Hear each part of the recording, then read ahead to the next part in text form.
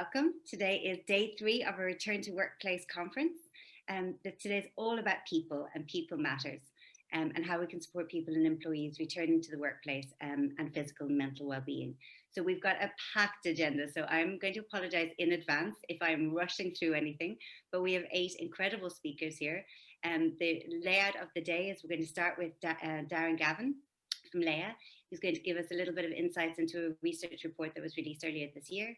We'll then go over to, there'll be a Q&A session after that, which I'm sure you'll have lots of questions, I know I do. And then we're going into a panel session number 1, which is about mental well-being, where we'll have Beth, Linda, Mary and Jean, who I'll do an introduction to then.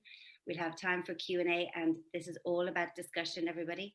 We don't want any just one webinar as people speaking at each other. We've had enough of that for the last year. So we'll then have some Q&A session, go into panel session 2, which will all be about physical well-being. And we'll have Annette Cashell, Eoin Ryan and Motty all speaking about that, and another session for Q&A. So as you can see, I'm going to take a deep breath because there's 8 incredible speakers and I'm really looking forward to hearing from them all.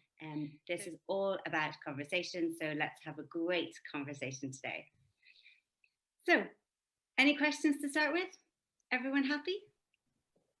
Okay, I'm seeing lots of nods and smiley faces. I forgot I put you all on mute, or asked you all to go on mute. So I'm just going to take that from the reaction. So Darren, I'm going to pass over to you. First of all, I'm going to do a quick introduction. So Darren Gavin is Corporate Relationship Manager at Laya Healthcare. He holds an honours degree in Management and Organisational Psychology and has almost 20 years experience in financial, insurance, HR and people management, and is a corporate contact for a number of large firms in Ireland, delivering marketing, leading health benefits and employee wellness strategies. He's passionate about people and works with companies to improve the overall health and well-being of their most important asset, which is people. Darren, you are really, really welcome here today. Thank you for joining us. Thank you very much. I'm honoured to do it. I'm privileged to do it. So I just want to give a quick heads up that Darren has a hard stop at 11. So while he'll be on for after the session while the panel's there, just to get your questions in to make sure he can answer anything. And he'll be sharing his details afterwards and has some offer for the IT members to join the event for more information. But in the meantime, let's get straight into it. So great. Darren, Laya conducted a huge research report published earlier this year. Could you tell us a little bit about it? And what I'm delighted to. It's titled Brave New Era. So we've had 2 waves of research that we carried out, and the second wave of research was just in January there.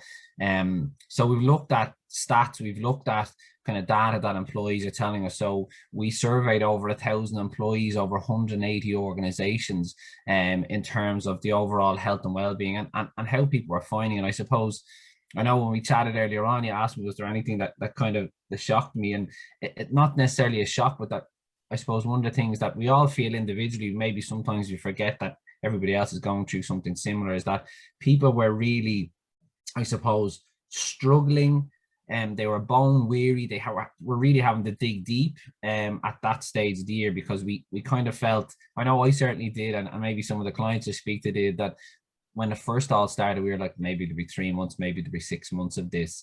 Then all of a sudden we were homeschooling and we were binge watching Netflix at 2 a.m. I did hear of this COVID insomnia thing during the year as well, that people are staying up and watching whatever it was, The Crown or Queen's Gambit or whatever.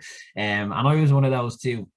But from the data, yeah, exactly. But from the data point of thing, I suppose the big piece that stood out for us was that the bone weary piece, right, and the digging deep that I just mentioned, and the Zoom fatigue that we've heard about during the year.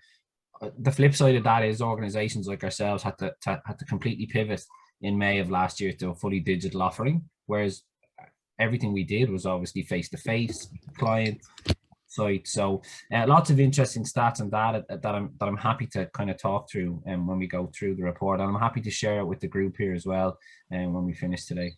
Thank you. So I have no doubt, is there anything in terms of the data, like what the real impact was on mental health?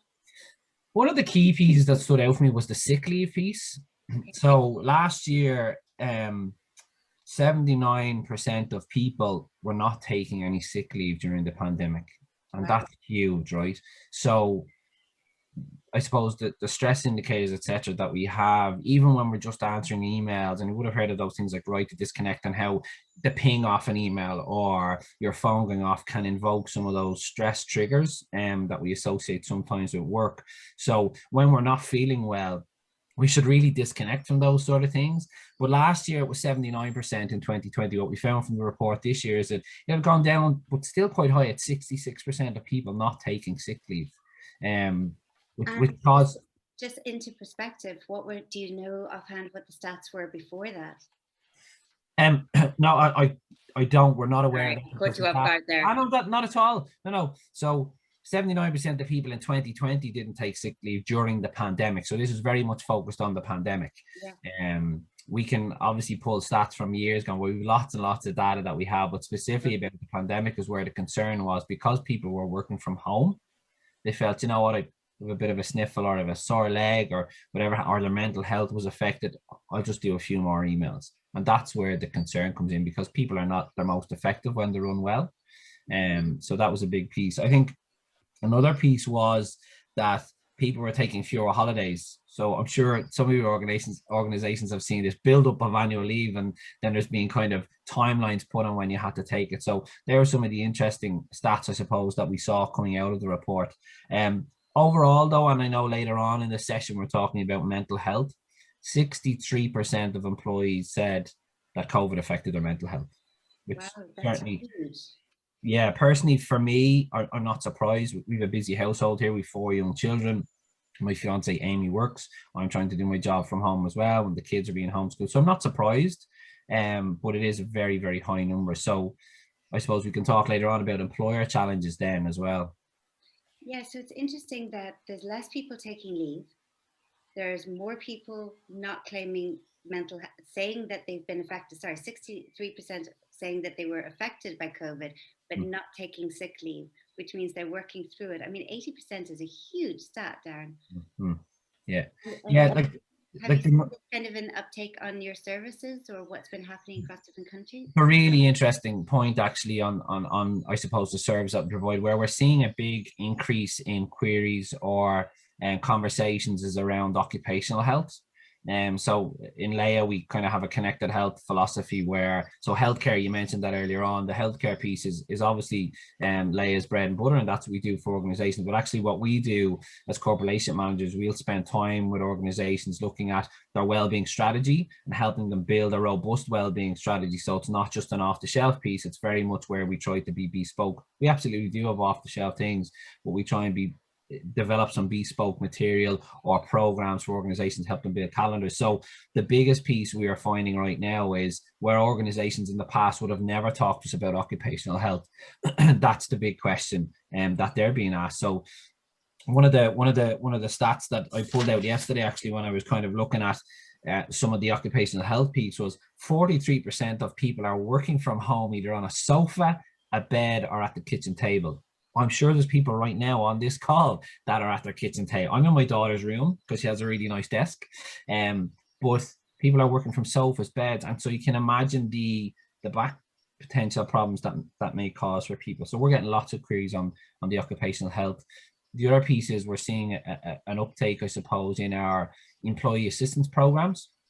So organizations who in the past would have felt, oh, we're too small to have a wellbeing strategy. No organization is too small to have a wellbeing strategy, but we're seeing from a lot more SMEs, how do I get an EAP program? So an employee assistance program where an employee can pick up the phone and get support immediately, 24/7. Seeing a big increase in queries and conversations around that too. Sorry, that's huge. Can you tell us a little bit more? So I'm going to hands up. I'm at my dining room table, and I have been here for I've been working remotely for about 3 years. So I can feel it in my back 100%, and I've got cushions to support and everything, and meaning to buy one of those chairs. But tell me a little bit more about kind of the employee assistance program. What does that involve? Because I've worked in SMEs and big, massive corporates, and I know the difference of where you're talking about when you're in smaller SMEs, like, we don't need that, it's fine, we'll just talk to them, we'll be fine. So what does that involve if an SME wants to get more information on that, or how to go about it? Yeah, like they can find out about it on Laya's website, Layahealthcare.ie, and they can go in and have a look at LayaEAP.ie as well to see some of the resources that are there. But essentially, it's a tiered pricing model, and I don't want to, I suppose, get into this kind of the sales piece on this bit, Just go into some of the things that they should be looking at, even if they haven't got that or they can't afford it at the moment. What are the things that they could do to help their employees? Yeah, so as part of the government directives, I suppose, that were launched towards the middle and end of last year, there was a requirement to give employees access to an EAP program. So essentially, an EAP program is where an employee can pick up the phone and get immediate support. Historically, I have a personal passion in this space because I've used EAP programs myself in the past. So when we've gone through personal family tragedies, and it's not always the extreme stuff that people need, or when my daughter is turning 13 this year, she's our eldest, and I'm a first-time dad every time she has a birthday, of that age, right? So I'm like, at the moment, myself and Amy are still the cool parents and the fun parents, right? But at some point, we might end up being the person she doesn't want to talk to, and I don't ever want that to be the case. So I rang an EAP service that we use to say, how do I make sure the communication remains strong? So they're kind of examples of where you might use it historically. And I suppose some of the stigma around those programs is you only use those programs if you're really at the end of your tether and stressed, right? And what organizations need to be considering is not just their employees that will happily stick up their hand and ask for help, but they need to also consider their vulnerable team members, their vulnerable colleagues, the people out there that maybe they don't hear from. That's a huge challenge for organizations to try and engage with, and you can only do so much as well. So that's the important piece to say, is that you can't do everything as an organization. You'll never do everything, and you'll never appease every employee.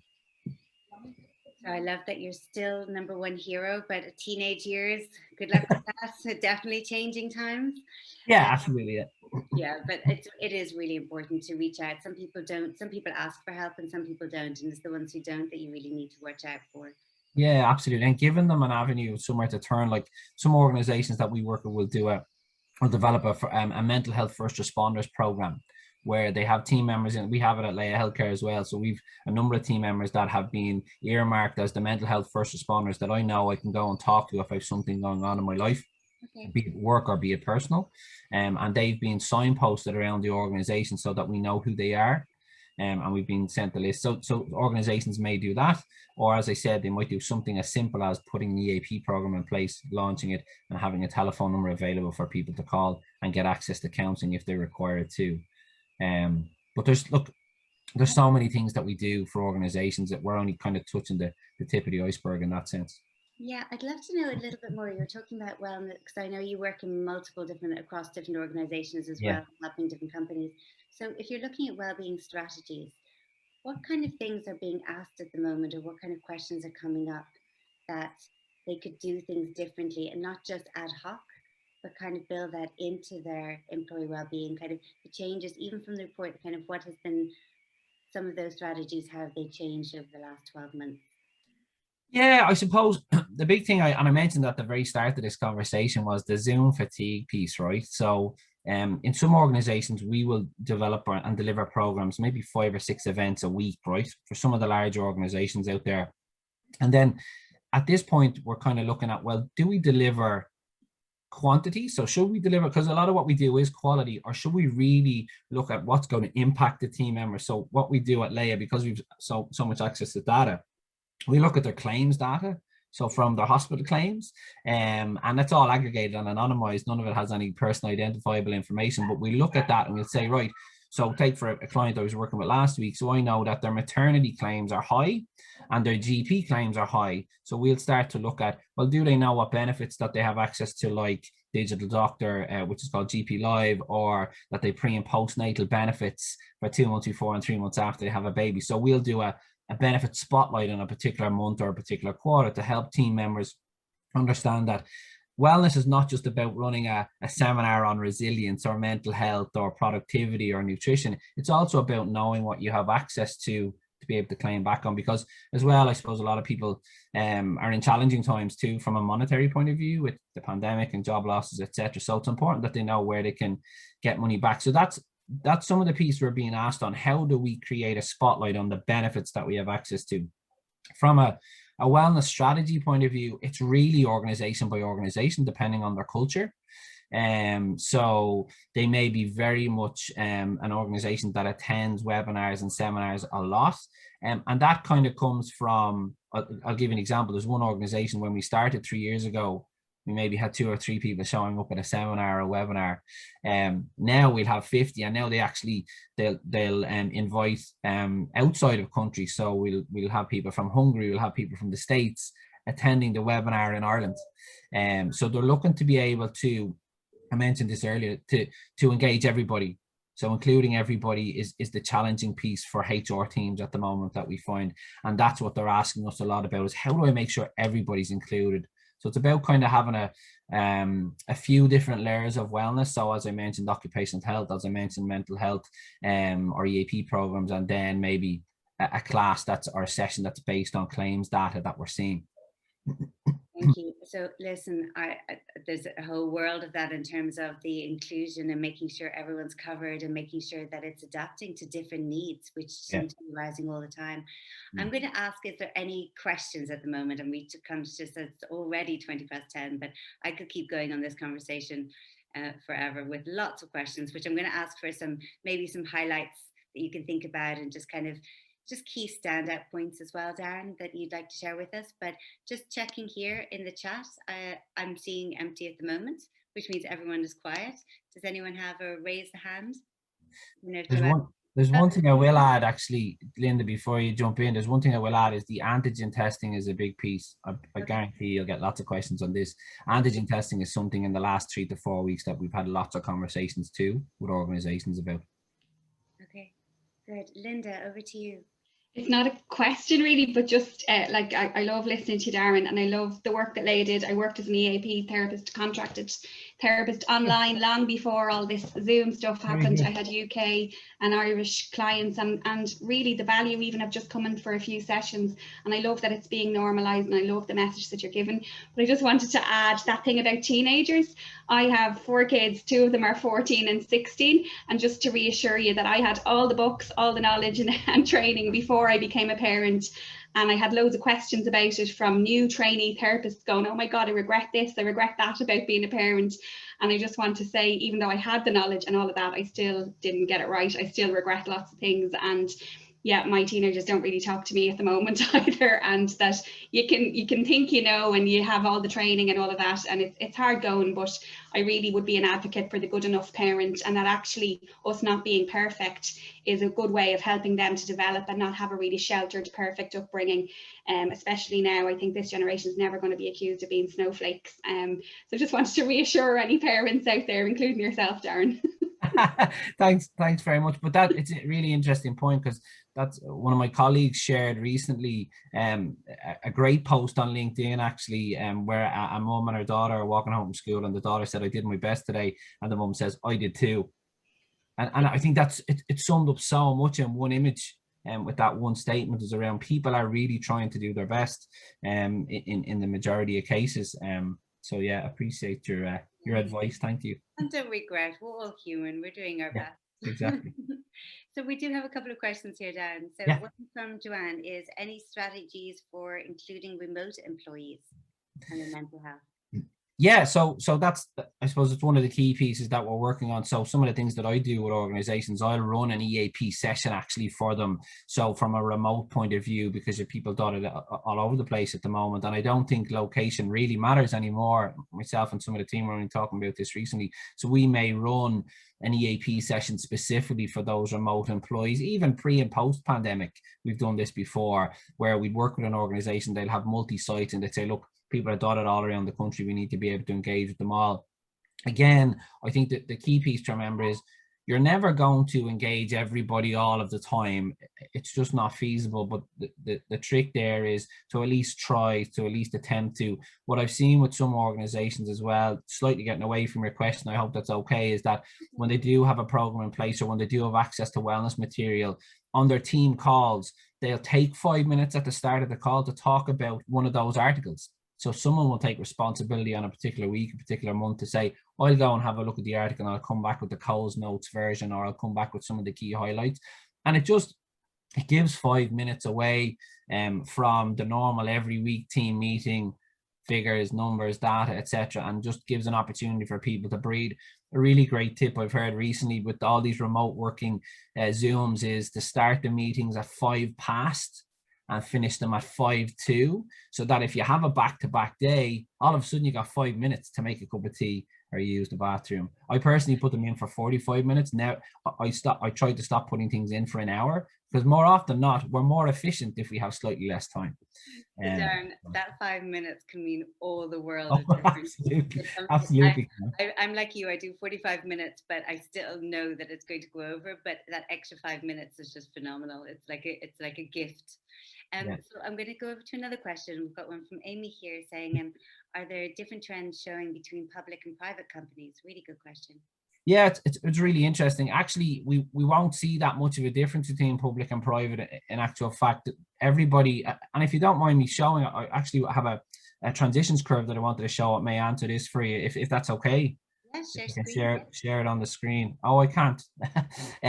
But if anybody on the call wants to look up, you've just been made co-host, so you can. Oh, can I now? I can. So this is an interesting. This is an interesting graphic, and I hang on this a lot of the time. I really think that this sums up kind of what we can go through when we go through change. So it's the Cotter change curve. And so the organizations, when you talk about private and public, they're all, everybody, individual, are going through some sort of change. It's been huge, right, for us. And in different teams that I've been involved with, when we've looked at this, the one thing that stands out for people is, I'm happy to know that I'm not the only one going through this right now. The other piece to understand is that you can be on different points of this change journey. You can be at the sudden shock and awareness halfway through the change and go, oh my God, I can't believe this is all happening. It's happened to me sometimes when I've said to Amy, oh my God, we have 4 kids. And they're all kind of like 3, 5, 9, and 12 or 13. But it's important to understand that no matter what organization you're working in, be it public, be it private, there's huge challenges there. We're not seeing the definitive differences between those at the moment. We're getting all the same queries and all the same challenges. And the biggest challenge, and I mentioned this earlier on, for HR practitioners right now is making sure that everybody's included and making sure that everybody's engaged. Thank you, Darren. I'm resonating. We actually do a sentiment survey for all new joiners of Ireland Together, and that curve has just been all over. We've seen it up to it's been a roller coaster for the last 12, 15 Absolutely months. Has. So I'm just going to follow up with another question. I'm conscious of time. We've got 3 more minutes, so we've got some questions coming in. Following up on the public versus private, have you actually seen any trends in solopreneurs? In? Solopreneurs, so business. Okay. So business where individuals,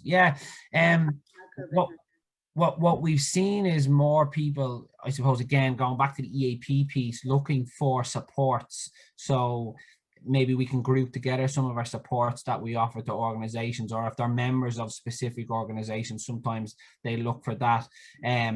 We obviously get a lot of people looking at our wellness programs as well. So we've lots of queries in terms of what we can deliver, how we can deliver it. So one of the things I may do is I might send on to the group here is the Laya offering and the types of things that we offer.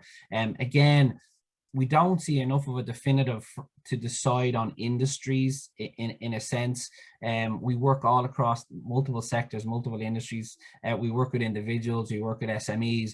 So a lot of our data is grouped together, although I do work specifically with a couple of membership organizations. And as I said earlier on, specifically the SMEs, I'm seeing lots of requests. And the hospitality sector has gone through the mill over the last 14 months, and we're seeing lots of support required there. And they've done very well, and hats off to them that they've been able to come out the other side, those that have. But we're seeing lots of queries coming in that space too. But overall, no, we don't see, we see the same things, I suppose. We don't see differences between those different sectors. We see the same things coming in, which is people are Zoom fatigued. People are looking for anything and everything that they can get their hands on that's going to help engage their team and include everybody. We do a lot of work as well on diversity and inclusion too, and that's been a hot topic. And a really hot topic very recently has been women's health. specifically menopause. There was a radio show on recently, I think it was on 2FM or 98 FM or something, and that just seemed to have catapulted this information request. And so we've seen a lot of work in that space around women's health too. Interesting. It's come up a lot in the last 2 months, I would say. Yeah, so there's change. Maybe people are more open to talking about things than they used to be as well. Yeah. I think another, I suppose, key piece for me when I was looking at some of the data yesterday was the vaccine, right? And that's a huge conversation piece at the moment. One of the key stats that I noticed yesterday was 79% of people are going to take the vaccine, and that's hugely comforting for those of us that will take it, but also there are people there that won't. And I know, look, there's legal conversations that you guys have had before on previous panels and stuff, and we can't ask people to take them, can't even ask them if they've taken them or not. But that's a conversation piece with organizations as well. They're just really unsure. So one of the tips we have, if I was talking about takeaways, Louise, and for anybody else, is that make sure that your organization is planning for the unknown. So things like, make sure you're aware of what the vaccine rollout looks like, and that you have enough information as a HR team or as an organization that you're ready for what that rollout might look like. And also that you're ready for those people coming back to work, and that you're mitigating any risks. The other key takeaway I'll talk about is, if you need help as an organization, get help. There's lots of professionals out there. Like, we do it all the time. We consult with organizations. We don't just kind of, as I mentioned earlier, give off the shelf. It's really about, what do you think is going to engage? And we'll sometimes run things on a quarter and then revisit it. And if we need to change tact or change direction, we're happy to do that too, you know.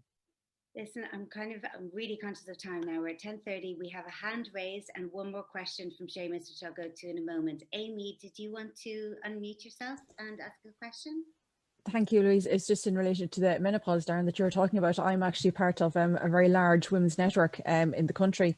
And one of the key topics that keep coming up in terms of employee mental health is actually menopause, but perimenopause. And the fact that it's starting at a younger age for ladies actually in organizations. And it is, combine that with the lockdown that we have had, it is actually having a knock-on effect in terms of mental health. So that would explain the trends that you're actually seeing there. And it is a topic that is coming up in conversation again and again and again, because it is actually having an impact on career promotions, career progressions, and early retirements as well, which is obviously going to have a knock-on then in terms of finances for both organizations, private and public, SMEs and solopreneurs. So it's an amazing natural health care that we never even thought would have an impact on lives, and it is actually having a huge one. So thank you for that. Absolutely. We're hearing a lot about it. I'm happy to share, Amy, with you following this session some of the stuff we're doing around it. So I've got, thank you, Amy, for that, because I think it's that could nearly be a whole discussion in itself. Oh, absolutely could be, yeah. So thank you. I've got one comment here just saying, love the message of normalizing mental health from Laya. It's such a positive approach, proactive approach. And also one other final question, regarding the occupational health uptake you mentioned earlier, are you finding this may be more targeted on a more proactive approach to employee health and well-being, illness prevention, versus EAP approach, which in many cases may be more reactive post-illness supports? So it's looking much more prevention rather than... Yeah, it's a really, really great question. And that's one of the reasons we talk about the occupational health piece. So getting in early, and there's recently we were just talking about, there's a kind of a piece around the company doctor. So sometimes there's almost a feeling of punishment when you're going to the company doctor. Oh no, I have to go to the company doctor. Whereas when you bring in an occupational health practitioner that maybe is connected to the benefits that you already have in place, there's a little bit more familiarity with it. And it may, as that individual, sorry, I'm not sure who asked the question, but it may appear this is more supportive and this is more helping me get back, on the right track. That I need to get back on to get back to work. And we're very much about the 97% of the time that we're well rather than the 3% of the time that we're ill at Laya Healthcare. Yeah, really, really important. Listen, Darren, it's been an absolute pleasure. So guys, get Darren staying around for another half an hour. He's got an 11 o'clock stop, but feel free to add in any questions, and we can, when we're finishing this piece, we can actually add in some questions and then give you details as well. Darren, thank you so much today. There's so much great insights there. And do you want to just share the event? It's on the 10th of June that you offer. Yeah, 10th of June. So it's part of we're running a number of events around Brave New Year and our research and talking about that. So I'll share the link to the event, and you guys are more than welcome to share it out with the group. Brilliant. Thank you so much, Darren. You're welcome. Thank you for having me. Right, so moving on, I'm conscious of time, but also it's really, really important. I'm loving this discussion. So panel one, we've got mental well-being. So we've got 4 brilliant speakers here today. I'm going to give a quick overview and then pass over in order of my introductions. First one is Beth Lee. Beth is a versatile business and mental health executive. She lived and worked in 5 countries, has a master's in psychology and neuroscience of mental health, and combines her MBA and 20 years business experience and 10 years scientific study to develop bespoke mental wellness education concepts and programs for individuals and organizations, resulting in evidence-based writing, training, and coaching. Welcome, Beth. And we also have Linda Breathnach. Linda Breathnach is a qualified and IACP accredited counsellor psychotherapist with 20 years experience in working with couples, individuals and groups in therapeutic and corporate spaces. She holds multiple bachelor and master degrees and is the founder of TherapyandTraining.ie, business supporting companies in adapting to the changes the pandemic has brought through building resilience, managing mental health issues such as stress and anxiety, and preventing burnout. So along with the busy practice, lecturing, consulting, Linda's also a mum of 4, as she said earlier, and knows only too well the challenges the COVID-19 pandemic has presented to all of us, both emotionally and psychologically, and is passionate about empowering people and teams through energizing in her psychoeducation. So welcome, Linda. We also have Mary Finn. So having worked in the disability sector for almost 20 years, Mary combined her learnings with experience and founded a company called Connect for Work, specializing in providing retention strategies for employers to support their employees stay at work or return to work after an absence. So Mary's goal is to promote attendance, ability, and retention, and she is driven by a firm belief that while we all have challenges to overcome in our lives, it should not mean that we can't remain in our jobs or return after our leave of absence to work. So putting this into practice, she builds relationships quickly based on honesty and trust, respecting that every situation is unique and personal to the individual. You're very welcome, Mary. And then finally, we have Jean O'Neill. So Jean is a master coach with neuroscience, providing coaching services in a range of different modalities, including executive and workplace coaching, career, emotional intelligence, and neuro wellness coaching. I know Jean personally, and she is passionate about her work and supporting people and kindness. So you are all very, very welcome here today. I am going to go around in that order, where each of you, if you could each give an introduction about yourselves. If you want to share a screen, just let me know and we'll make you co-host to share the screen if you have a presentation. But just give us a little bit of overview. I think bios are also so short in the amount of work that we're actually doing. So I'd love to get an insight into everything, each of you. So Beth, do you want to start? Sure. Thanks very much. I have to follow up there from Darren, which is very difficult, but that's okay. I'm here today to sort of talk about psychological safety and that piece and what it means and how we could possibly foster psychological safety within ourselves, within our teams, and within our organizations. So if it's okay, Louise, I'd love to share the screen. I have just a couple slides because I think it's easier to sort of see as I talk here because it can get to be a bit of a sticky topic. But I'll scoot through this about 5 or 6 minutes and hopefully, feel free to ask questions or we can go through it. Your co-host there, so you should be able to share your screen. Fantastic. Okay, you know about me, so I don't need to go through that. Here we go. So what is psychological safety? Look, psychological safety has been defined, I guess, in 3 different ways, even though it hasn't really been brought about that way.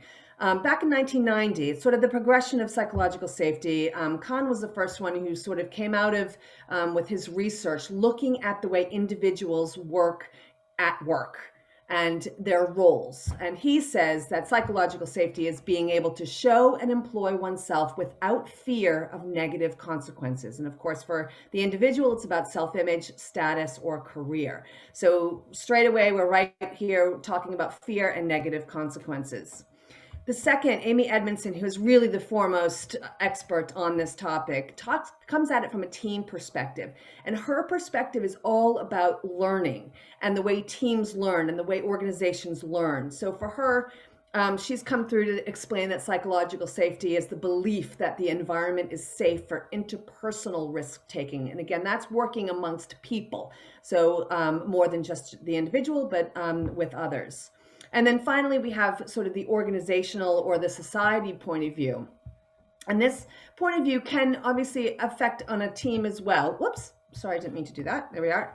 But it's a social condition. And here, this is more talking about from the individual to the team, but as a whole, it's without fear of being embarrassed and challenging. So you can see here exactly how this sort of works from an organizational level. So I'm sorry, I'm trying to move things around here so I can see what I'm doing here. There we go. Okay, so if we look, sorry, you okay? I know that feeling well. Keep going. Yeah, I know. You'd think I'd have this down by pat by now, but I don't.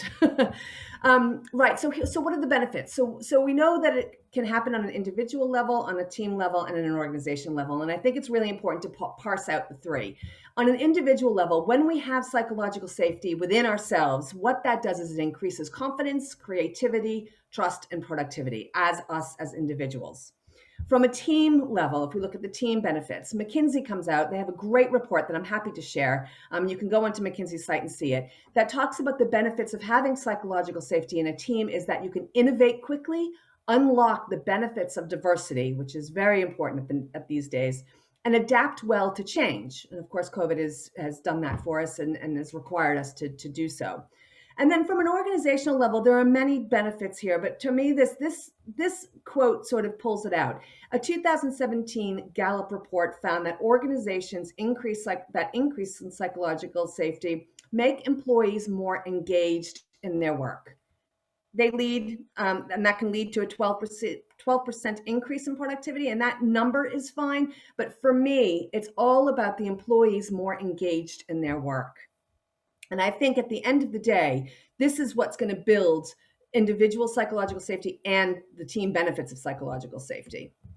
And so what I wanted to do is show you back in 1990, because now we're back, we're going through the 90s, the noughties and 2000s here. But back in 1990, it was Kahn who said, look, there are psychological conditions that are going to influence a person's engagement in their work. And for me, this is the foundation of psychological safety. And you can see here in the middle there, we've got meaningfulness and that sense of return on investment for a person. The safety, which is the psychological safety piece, having that lack of fear or being able to employ yourself without any negative consequences. And then finally, this availability. Am I available? Am I tired today? Do I have the physical energy to be available in a conversation? Do I have the emotional energy? So you've put these three together, and safety being that middle one there that is so important. If you blend them all together, then you really have that empowerment or that engagement that a person can have at their job and in work. So here, psychological safety is all about individual perceptions. And I could sit here and talk about individual perceptions all afternoon, I think, because because it is definitely that point of we are all human. We all have different experiences. We are all have seen, we've taken in, we digest, we have different biases, we've lived different places. Our perceptions, every single one of us is different. So Harvard Business Review in 2017, when they were looking at psychological safety, they had basically said, actually, it all comes down to individual perceptions.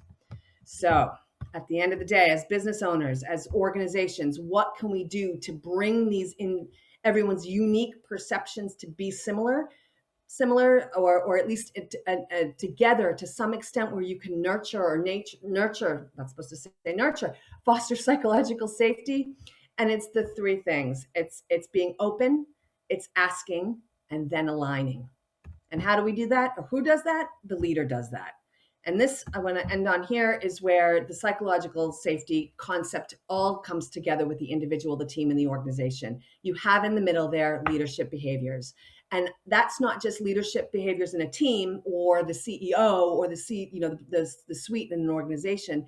This is also you as an individual, the leadership skills that we all have them, the leadership abilities that you have, including listening, active listening, or interpersonal skills, your physical behavior, all of these sort of behaviors that our leaders can showcase. We all have them. So if we all start to look at what those behaviors are, we can foster this psychological safety net, if you will, or support, so that we don't have this fear and we can be ourselves and we can be human. So as we return to work, we have this chance. This is our chance. We have right now a chance to have a mental wellness reset. And I think this is where I come in, and I think probably when my panelists come in, where Laya Health comes in, when we all come in, when we need to stop, let's look at our people. What are we doing with our people? How can we enhance our people? And how can we all work together to have that open, aligned, and psychologically safe environment where we can ask questions and not feel that we're going to have negative consequences for it. Beth, thank you. There we go. I absolutely love that, and I can't wait to get into the panel where you're all discussing this, because I know you all, and I'm very privileged to know you all, and there's like just the discussion around what are the negative consequences, and we all fear that of different things. So we all have our own journey. I love it. Right, I have to keep on track here. So I'm passing over now to Linda. Do you want to share your screen? I think you have co-host there. So if you want to go ahead and. Sorry, I was too busy trying to give a lovely thanks emoji to Beth there. Hit the wrong one. Oh my God, I think if all of us got into a room together, we'd be fighting for airtime. We'd have to be locked away for a week because we're all aligned. We're all on the same page, Darren and Beth.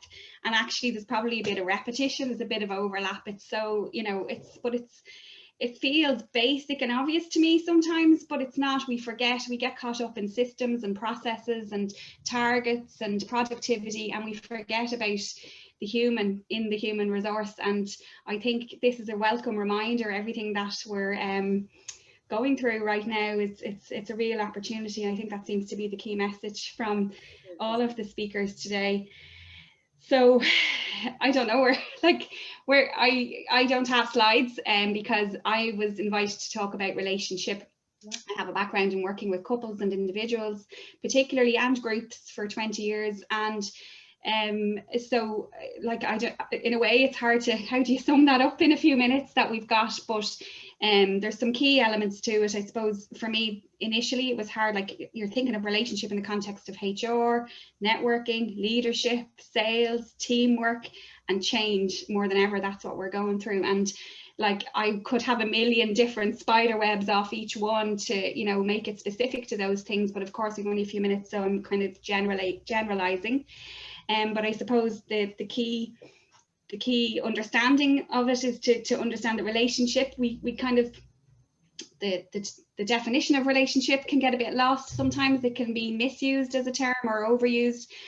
But really, in a nutshell, is how do we relate to people? And how do we relate to people that we can't relate to is a question sometimes too, because we can be thrown into office or work environments where we don't have that much in common with the people around us, or we're networking, or we're trying to sell to somebody or whatever, or we're trying to guide a team.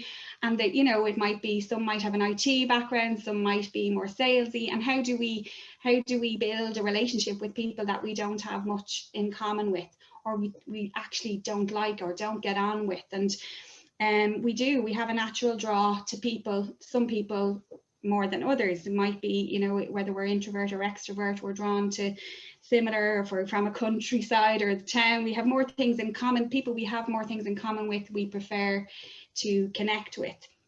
And sometimes we might be at risk of kind of writing somebody off. Oh, we don't like the way they said that. And all of a sudden we don't like them as a person, or we think that's it. We're not going to connect with them anymore. And I suppose the challenge is really to try and be interested, to let go of we all have biases, we all have judgment, and as therapists and working, I'm a lecturer with therapists, so training therapists, it's a big thing because they keep saying they're trying not to be judgmental, and I'm like, no, we are judgmental. We can't not be judgmental. We need to own it and honor it and just not let it get in the way of our work with our clients.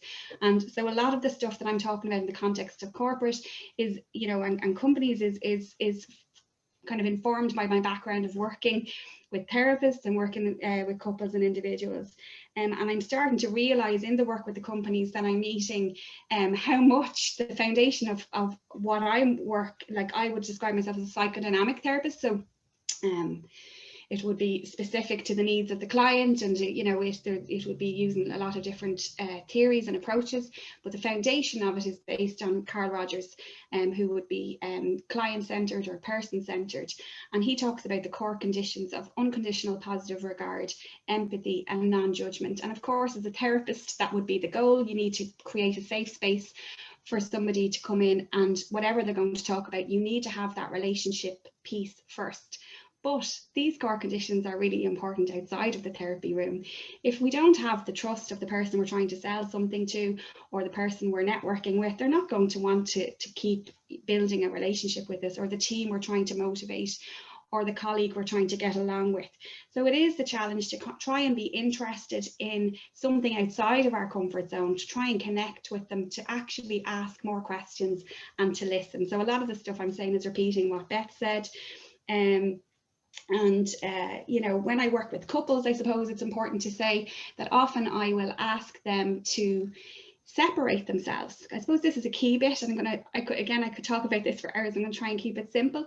That, you know, people come in, they might be together 5 years or 15 years, and they're like, blah, blah, blah, blah, blah, he did this, she did that, and they're giving out and all of that, and it's all the lens, it's focused on the other person, what they need to change, what they're doing wrong. And the first piece of work that I do with any couple is turning the lens off the other person and back onto themselves.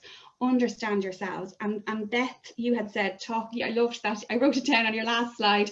Talk to ourselves, talk to our employees, talk to our leaders.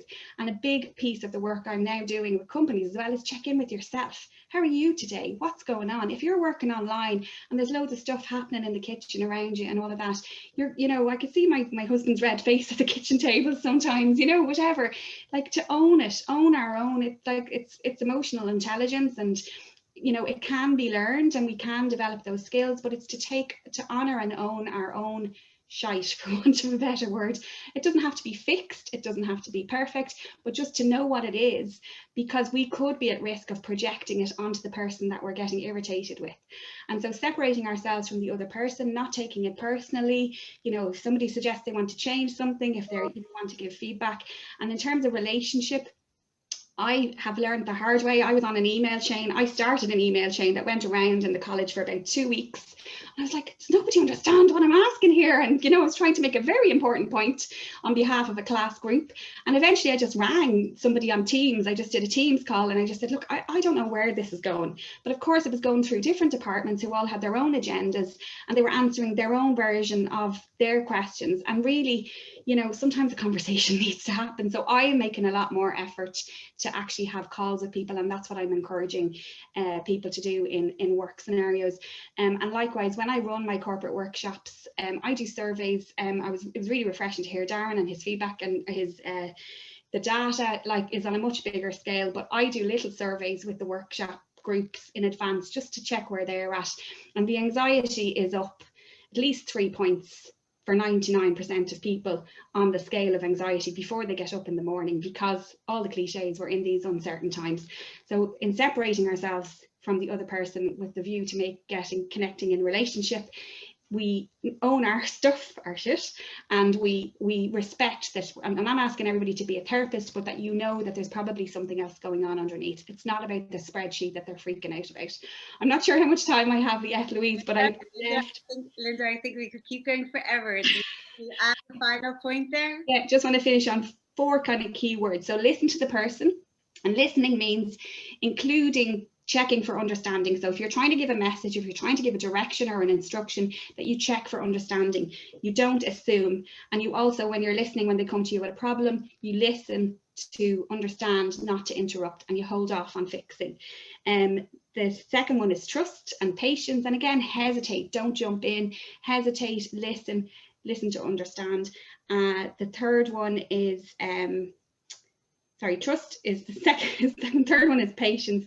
Or third one is vulnerability, and just to be true to our vulnerability. And then the fourth one is find something you like about the other person. I love that, Linda. Thank you so much. Just before we go over to Mary, Darren, you have your hand up. Do you want to say something there? Yeah, I thought it was really interesting what you said there about understanding and the trust piece. One of the I've seen on some culture committees that I'm involved with is the piece around being kinder.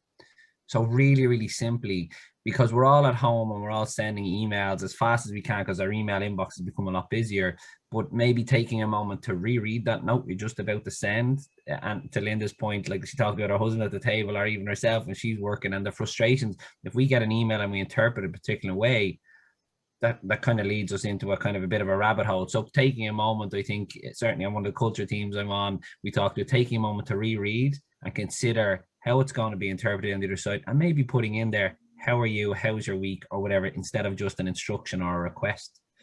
Sorry, I just wanted to make that because I thought it was really, and actually I say that all the time, Darren, and I also say hesitate. Do you need to reply right now? If your heart is racing, that's not the time to reply. So wait till after lunch or wait till the next morning, sleep on it. Write down what you really want to say, but then censor it later on when you've calmed down. Yeah, exactly, yeah. Right, thank you for that, Darren, because I know you have to jump off as well soon, so thank you. Thank you, everyone. I am literally flying through because I know that we could sit here for hours, everyone, because there's so much to discuss. But I am now going to pass over to Mary Finn, and a slightly different perspective, but I think it is all about empathy, isn't it? Yes, hi, thanks, Louise. I'm back with another form. I just have one slide. I can share my screen, Louise, can't I? Of course. Okay. Okay, hi everybody. So I was here last week with the form and I'm back again with one form. So this is all fantastic, Linda. I completely agree. We would all be fighting for airtime if we had a week in a room together, not just today. So I just want to bring everyone's attention. So we're here talking about return to work. And of course, I live by return to work and eat, sleep, drink, dream about it. So before people actually physically return to the workplace, and I know lots of people may not for quite a few months yet, but at the moment, the protocol that the government published to support organisations plan for their return to work, there is a form called this pre-return to work form. I've downloaded this from the Health and Safety Authority. And it is a form everybody has to fill in at least 3 days in advance of their physical return to work. And I think it's a really good way that people can use this form because we have to fill it in anyway. And what I want to draw to your attention is question number 8. Now, I don't know if anybody has seen this form or not. It used to be number 6, but the form's been revised. So number 8 has been changed slightly. So the question is, if returning to work following a COVID-19 absence, have you viewed the interim guidance? So they've put together this really interesting document to help organizations to plan for a person's return to work. And of course, if you're looking for someone to help you go through that process, I know somebody very good who's available to help you through that. But it's a really good, there's a process flow and there's questions and there's a tick checklist and everything. So that's really, really interesting. So the link is there. But also what's really interesting in the box underneath is that employers are giving an opportunity through the form to say to an employee, okay, you're coming back. Are there any other circumstances relating to COVID, which is not included in the BOF, which is all just about, do you have symptoms? Have you been in contact with the contact for a confirmed case in the last 14 days? But they're asking for any other information that a person might feel that they need to consider to allow them to return safely to the workplace. So if you're asking, like, is somebody in an at-risk group or have they been, traveling from abroad? So that's obviously a given. But I think this is a really, really important opportunity for people to, if they have, suffer from, from their mental health, and let's face it, we're coming back from the trauma and the isolation, the loneliness. Bereavement has been a huge, huge part of this, and nobody is talking about this. Amy mentioned about the perimenopause. I've been watching the conversation. That's huge. People are worried, like what's the future going to hold for them? You know, we've got, you know, so many different things. I won't even go into them because there's just too many. But this is an opportunity for a person to really think about, well, you know, how am I going back? You know, is there some kind of accommodation that I might need? And it might be just a temporary thing. It might be people going back, you know, who are worried about exposure, whatever it is. But everything, even if you go out with a broken leg, it all comes back to your mental health and how you feel about it and how you feel supported. So here's an opportunity for people to really think about how do they want to go back, you know, how do they want to be supported when they go back. And also just a kind of a caveat for our leaders to think about, they might start hearing from their employees stories about their employees' lives, family members that maybe have a condition that they might never need have to know about in the past, but now coming back into the workplace, the employees are afraid of maybe being exposed to it because they haven't been vaccinated yet, and bringing it back possibly to their loved one. So there's going to be disclosure potentially, and you know, we might be hearing stories that we've never heard before. So just to think as an employee, how do you want to go back? What supports are you? And if you're in a management or you've got a team of people reporting into you, just be prepared that you might hear these things, and how are you going to react to it? And, you know, that brings in the whole biases and, you know, what we think about in our relationships that Linda, Beth spoke, psychological safety, that we have an organization where it is safe and a person feels safe to be able to voice their concern and to bring that to work, knowing that it would be treated with respect and everything. And I could go on talking, Louise. I know you're looking for time, so I'm going to stop there. I'm more than happy to link in with anybody after this if they want to have further discussion. So thank you so much. Thanks, Meredith. We actually will be having a Q&A and questions. That's why I want to kind of get to that so we can all have that discussion as well. But before we do that, I'm really happy to introduce Jean O'Neill. Jean, do you want to take over there? You're on mute. Hi, Louise. Warm welcome to everyone. And I have slides, so I'll just get them up. So diversity, inclusion and belonging. And for anyone advocating in this space, including my good self, where it is way more than creating awareness in this arena. It's about looking at how we can bridge gaps and barriers and obstacles to actually make real change happen and take on action. And to give an overview, when we're looking at diversity, inclusion and belonging, where under the Equal Status and Employment Quality Acts, they prohibit discrimination against providing goods, services, training and employment, of course. And the one common denominator that disability has in terms of all the other 8 characteristics in this model that you can see is in fact that disability does not discriminate or care about what age you are, what religion, gender, marital status, family, sexual orientation, travellers or Indigenous travellers community, race, and back to disability there. And when we look at these areas, basically I'm zoning in here on the disability, neurodiversity, neurodivergent and mental health piece. And also in the disability piece where under these acts where we must supply as businesses and organizations, whether we're solo entrepreneurs in any form, accommodations as and where required under these acts. So just move on the slide here. And just very briefly, what is neurodiversity? And neurodiversity, it's a world where neurological differences are recognized and valued like any other form of human variation. And where within neurodiversity and within the neurodiversity movement, it is really and truly celebrating different abilities amongst everyone. And it's different abilities and a huge acceptance piece.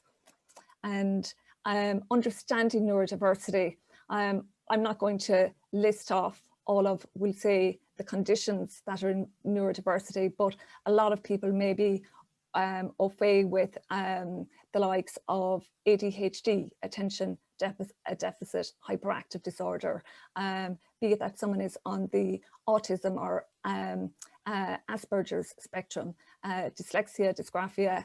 There is so many conditions out there where we are surrounded by neurodiverse people, and where a lot of people even don't have diagnosis, and they don't even know that they are in fact neurodiverse. And then if we just briefly moving on here, and the 5 most common yes but barriers to making organizations more inclusive. And the first one here is, why bother? What difference will it make? Well, firstly, you will actually give yourself access to a wider pool of talent, creating creativity and innovation. Secondly, millennials and Generation X, Generation Z coming up, the future of our organizations, where they have come through the schooling system, where diversity and inclusion has been just part of the norm for them. And they want to apply to companies that are basically seen as ethical, because this is the norm for them. And where also we don't have information, current information, because there was no consensus in 2020 due to the pandemic. But what we're looking at in terms of some of the facts around this and disability figures, where in 2016 consensus, it was deemed that 1 in 7 people have a disability. But where that figure, so that's 13% of our population, but where that figure is expected to grow at an exceptional rate. It's expected to grow at an exceptional rate, where by 2016, it is expected that we will see at least 20% of our population that actually have a disability. And the reason being for that is, one, very much down to an aging population. And the other main reason is people that have so far gone unnoticed or undetected in terms of diagnosis that they have. And certainly through the pandemic and through my coaching profession and collaborating with occupational health doctors and therapists and psychiatrists, that refer their patients to me for coaching, but equally when people come to me for coaching, where I'm very interested in the differences in people, and where I suppose I have coached hundreds of people throughout the pandemic, but I would say even in the last couple of months, at least 25 people that came to me for coaching, where within a couple of minutes talking to them, I could actually see and detect that they had actually where I suspected underlying conditions. And a lot of times it's where we're in a different world now, where kids, where it's a lot more prevalent now that these things are getting picked up. And what's happening is a lot of kids are getting diagnosed, and then in turn through the medical services, they're actually looking at the parents, and this is where the parents are now actually getting diagnosed. So they've been living and working all their lives off the wrong user manual, but diagnosis comes as a major relief to many people. And just pushing on here, and actually I want to make one last point on the why bother difference will it make. There is basically 20% of your customers' employee base and users that you are looking at cutting out from your services and your profits if you're not actually ethical and compliant in this space. So for those that are on board with it, there is definitely a higher profit involved as well. So says who? Well, I'd like to just make a really cheeky comment here, because I'm clearly passionate about this, so I'm just putting my hand up. And so for starters, I'm saying, well, I'm saying it. Okay, says who? But with me, who have I got on board with me? Well, we have, as we saw earlier, the Employment and Equality Acts. So our government is saying who. And you also leave yourself open to claims coming against you as employers and organisations if you're not compliant and ethical and seen to be in any way where there's discrimination. Then there's no problem here. And that, may I tell you all, is an absolute major myth, okay? And the reason that is a major myth is research has basically told us from the likes of the World Health Organization that at least 70% of disabilities are actually invisible. Okay, and that's the big piece. They are invisible, whether that's sight impairment, whether it's someone that is neurodivergent. There is so many ways in how people are with mental health challenges or emotional health challenges that they are invisible. So no one can say there's no problem here. It's here, but people are afraid of shame and fear to disclose. And then there might be a bit of attitude going on with the yes, but piece. What about the day job? And where, you know, there's something I would love to fire back at that if anyone was to say that at me. And I'd love to say, well, what about your values? Where are you in alignment with your values? But I would offer a much softer approach where actually I would just say, this is not a one-person job. There is from the top down throughout the organisation, getting buy-in and leadership at the very top throughout the organisation to get buy-in, support, and bring your committee of people here together. And you will also find that people that have lived experience will be very, very passionate and inspired about getting involved in these programmes. And then I don't know where to start.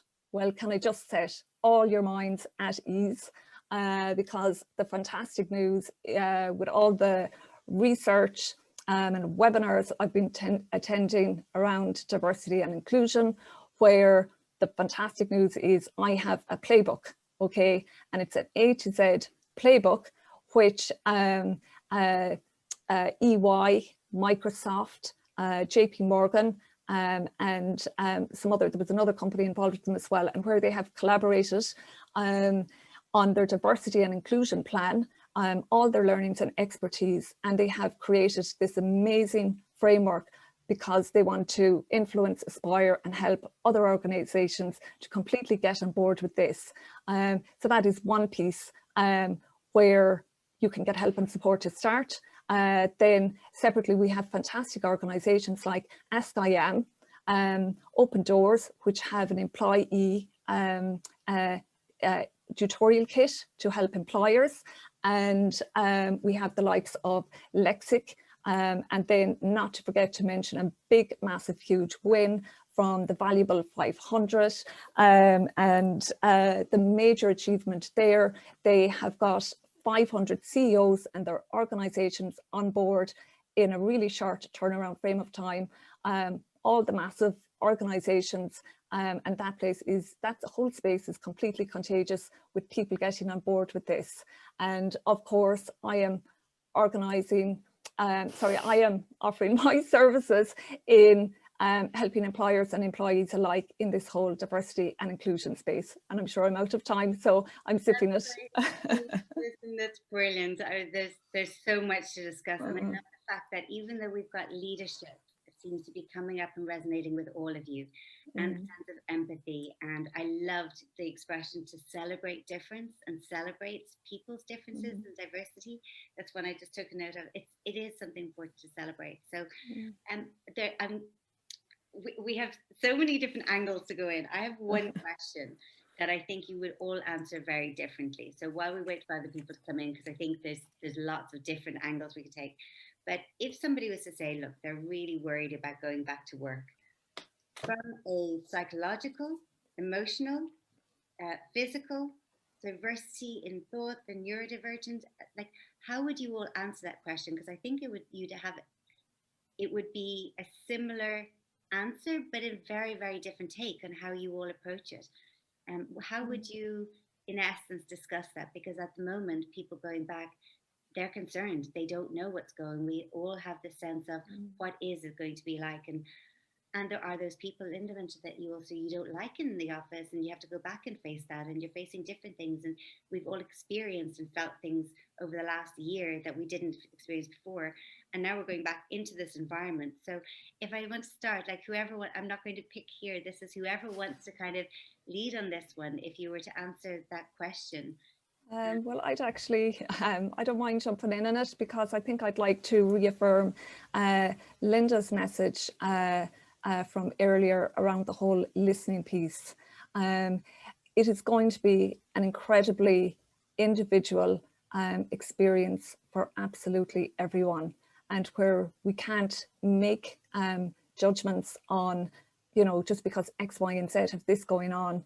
We really have to listen at an individual level first, in terms of if we're coming in contact with people that are worried and that have fears and concerns, and in listening, and then listening to understand, and then also just potentially seeing what options and support actually are available to them, be it within their organization, be it their EAP service, be it their occupational health services, be it a friend, you know, what support, like really check in on what support and where they can maybe get some of their fears, anxieties and stressors alleviated, so that they can, you know, maybe take the next step in understanding and take away or turn down the volume and the noise in that level of uncertainty and fear going on for them. Yeah, thank you, Jean. Louise, if I can jump in here, I completely agree. I think we all sort of agree on that. But for me, I think for when I talk, I do lecture some students, and one of the things, and I know that Linda lectures as well, and one of the things that I have, I really enjoy teaching, and I really enjoy getting across is what, you know, you can call it whatever you want, but I call it the pause moment. And it's that moment when, and Linda completely referred to it, where, you know, you write that email while you're in the haste of it all, and then just put it aside and just relax and just get in with it.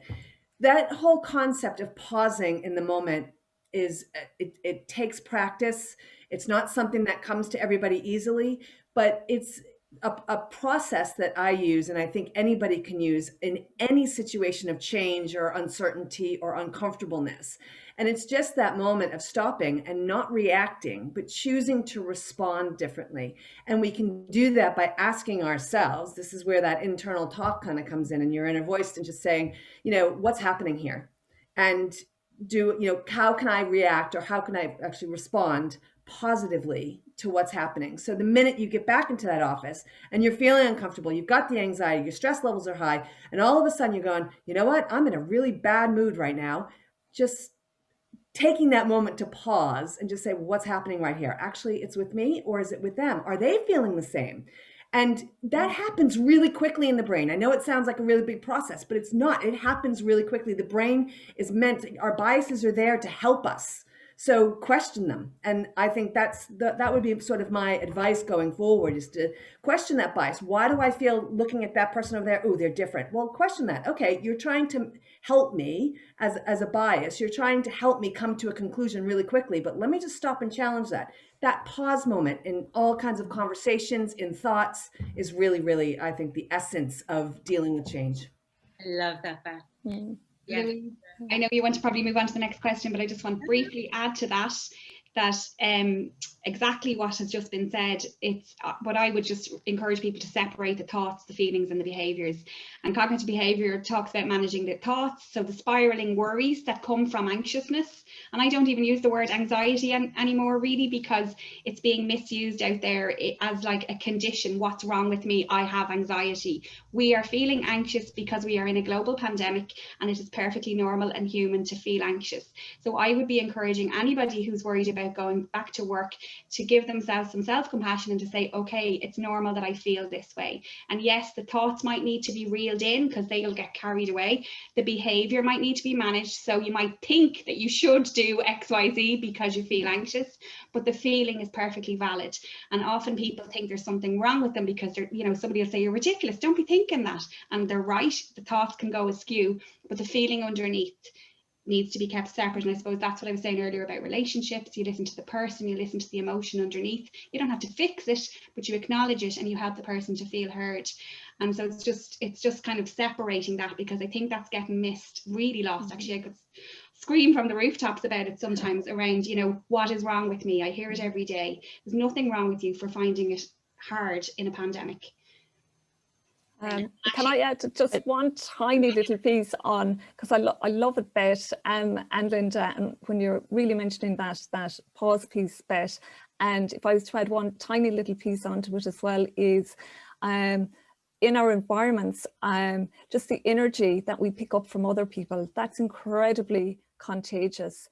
And just maybe to raise the levels of self-awareness. Do I need to take a breather here? Do I need to just remove myself from everything else that's going on around me in the environment, and just even to be able to get out in the fresh air, take that pause moment out there, but to know when you want to be able to reset yourself and take that pause in whatever way that will be different for so many people, be it just breathing, listen to music, whatever way you can just turn down the noise that's going on in your own brain.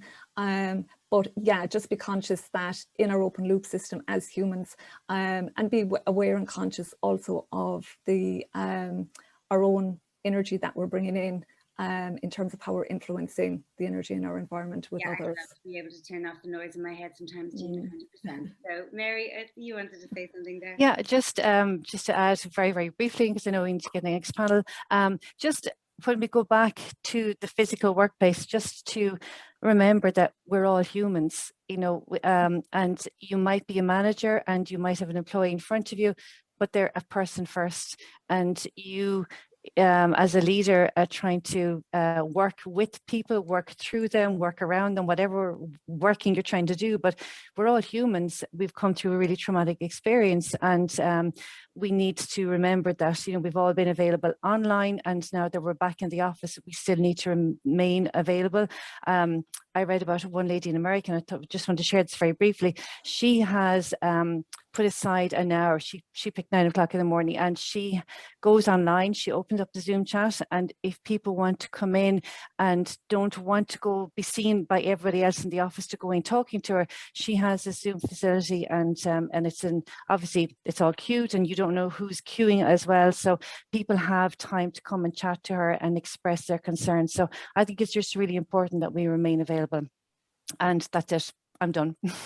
Thanks, Mary. Mic dropped. And I absolutely love that, Mary. What a point to kind of end on. I honestly, I wish we had even longer. I think we could do 2 hours just talking to the four of you in this. So I don't see any other questions coming in. So I think, oh, yeah. So we've got Mindy just saying, listen to understand. Understanding is so you can explain to other person's statement or point of view to someone else. Really, really important. And Amy says the recognition point. So Jean O'Neill and DNI, really interesting, particularly the piece about invisible disability. Curious, what services can you offer to employers, employees to support them? I think that's a bigger conversation. I think Fiona and Jean, maybe if you wanted to. Yeah, cool. I will, Fiona. I actually know where that is going, and that is a brilliant question, but I think it could also be one-on-one. And then there's just one more from Amy. Can I ask about the organizations that have mostly worked through the pandemic and have others returning to work? You now have a divided culture in the workplace. How should we support everyone? So if I ask you to say maybe one sentence, because I'm really, really over time. So one sentence of how you support them, one piece of advice, one word, even one sentence, go around the room.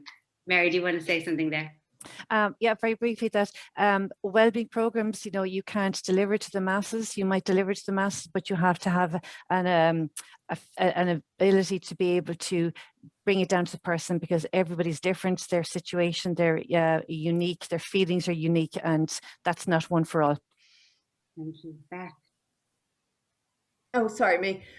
Yeah, I think for me, I would just say alignment, and that to be able to get that alignment requires understanding. I'm working with a company right now on that, and it's amazing how we're having to build in just chats. The water cooler was mentioned earlier, just chats with each other to just get on the same playing field so that everyone's aligned, so that they can move forward. So I'm happy to help there too if you need it. And Jean? Be brave and courageous and open up the space to have meaningful conversations. Love it. And Linda? Yeah, something similar. Own it, honour it, name it, acknowledge it.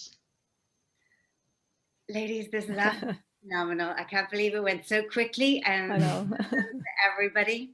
And thank you all. And Fiona, I didn't mean to cut over you. I would love if you and Jean actually connect, because I think yeah, we will. Thank you so much. Thank you all very, very much. Thanks. And you can connect with everyone on Ireland Together. For anyone who isn't here, they're all on Slack and we'll be sharing the details. So on that note, very patient, I'm going to pass over to panel 2. This is physical well-being. We have 3 incredible speakers. The first one is Annette Cashell. She's a movement coach and a sitting disease expert who helps people add movement, not exercise, into their everyday lives for better whole body health. Her products and services are specifically designed to undo and or prevent the damage caused by excessive sitting in a highly practical and sustainable way. He offers corporate wellness webinars, virtual workshops, provides monthly membership to a vast library of classes and online sessions. We're really lucky in Ireland Together that Annette has also done some for us, and that we've got great practices of just small things that you can change in your everyday. But she's also written an ebook called The Ultimate Guide to Working from Home. So Annette, you are very welcome, and can't wait to get into some of that in a moment. Eoin Ryan.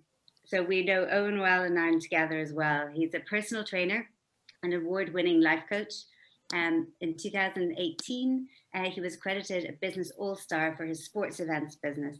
Eoin is the author of 2 books, not just 1, 2, and has launched a 360 employee wellness program, which he's actually running with a group on Ireland Together as well, recently launched. So looking forward to hearing more about that, Eoin.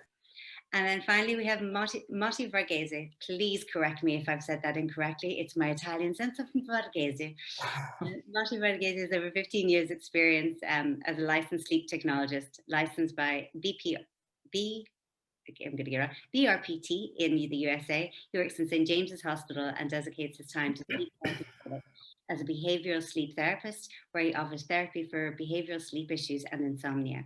He holds a lot of qualifications, by the way, a mini fellowship in behavioral sleep medicine from Pearland School of Medicine from Pennsylvania, and he has spoken at the National Sleep Foundation in the USA, Mental Health and Wellness Summit in Lviv and Dublin, and also speaks to Google employees in the EMEA, Asia Pacific, Northern America teams, has worked with a lot of AIB, Ulster Bank, Intel, HSE, the list goes on. He's also contributed to multiple articles on sleep in shift work in the Irish Examiner, and has been featured in the Irish Independent and RTE and Today FM. My goodness, lots and lots of coverage, but sleep is such an important piece. So I'm going to do the same thing again. If we could just touch in on even 3, 4, 5 minutes, Annette, Eoin and Motty, and then let's get a discussion going on the physical side of well-being. So Annette, do you want to start? Sure, I need to actually share my screen. Sure. Just make sure I have permission to do that. Yeah, you do Great. indeed. Okay, great. So my name is Annette Cashell. I'm a Pilates teacher and a movement coach. And I'm going to be talking about standing up to sitting disease. And we'll just start off with some photos. Maybe you recognize yourself. Have a look there. Maybe you're slouching forward on your, everybody's sitting up now, slouching forward or backwards or working from your kitchen table. Maybe even you're using a standing desk. Maybe you're working from your sitting room on the sofa, from your bedroom, on the floor, or on your bed. So there's nothing new about this. We know that sitting is bad for us. It's been bad for us for a while, and yet we spend most of the day doing it. We know this now, but back when I started working, I had no idea. So this is a picture of me when I first started working. You can see from the size of the computer how long ago that was. I used to have what they call a proper job. I was a marketing manager. I loved my job. I worked in Germany for 10 years and Silicon Valley. and absolutely loved my job, but my body didn't, and it started to fall apart. So I found out about sitting disease the hard way. It really started in my late 20s. I developed carpal tunnel issues with my wrist. I developed low back problems.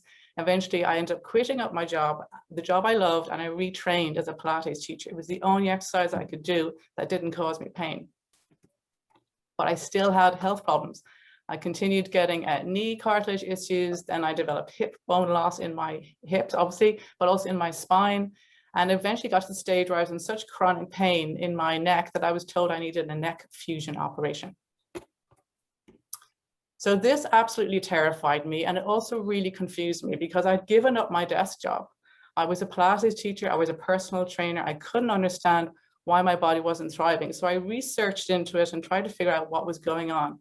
And what I realized was, in the big picture of things, I wasn't moving very much. I was exercising every day. I was exercising intensely every day. But for the rest of the time that I wasn't exercising, I was basically inactive for the rest of the day. And that rest of the day really matters.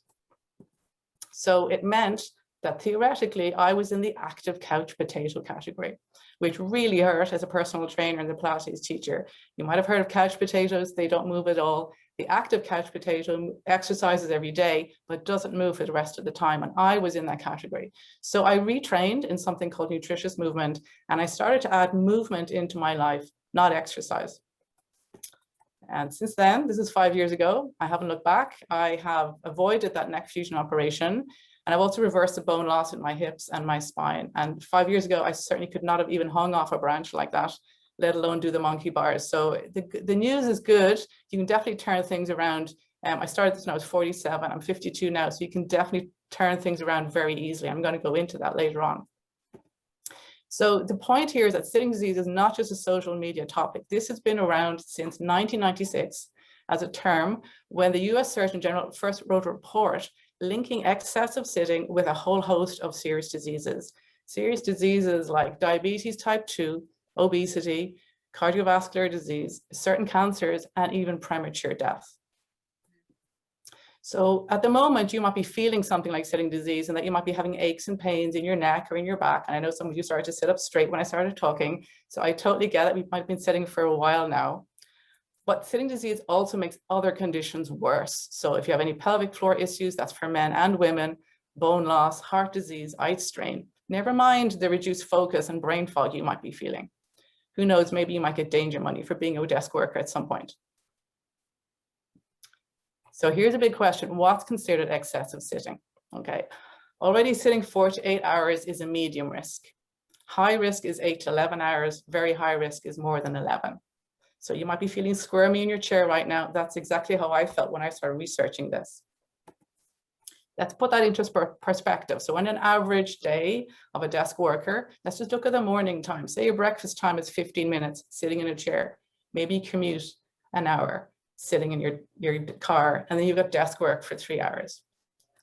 Then in the afternoon, you might have half an hour for lunch, sitting, desk work, more sitting, and then maybe a commute back home. And then in the evening, you might have half an hour sitting at your dining table. You might watch TV, do some social media, have a couple of Zoom calls, and then you might do some cycling at the gym, which is a fantastic exercise, but it's still sitting. So if you add all that together, you're looking at over 12 hours easily in the average day. Of course, since COVID has happened, things might have changed. So just some statistics here. I don't want to scare anybody, but it's important to know that sitting disease does increase your risk of heart disease. People who sit more than 8 hours a day double their risk of heart disease.